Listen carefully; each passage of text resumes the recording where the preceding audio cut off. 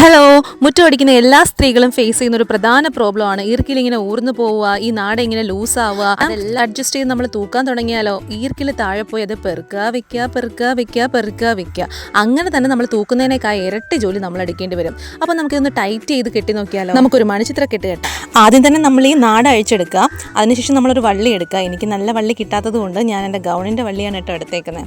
ആ വള്ളി എടുക്കുക, രണ്ടും ക്രോസ് ആയിട്ട് വെക്കുക. അതിനുശേഷം ഈ ഇടത്തെ കൈ പിടിച്ചിരിക്കുന്ന വള്ളി ലൂസാക്കി അടിയിൽ കൂടെ എടുക്കുക. എന്നിട്ട് അതിൻ്റെ ആ ലൂസ് ചെയ്തേക്കുന്ന ഗ്യാപ്പിൽ കൂടെ അതേ വള്ളി തന്നെ എടുക്കുക. എന്നിട്ട് അപ്പം നമുക്കൊരു 2 പോർഷനായിട്ട് കിട്ടും. അത് നന്നായിട്ട് വരിഞ്ഞ് മുറിക്കുകയും കിട്ടുക.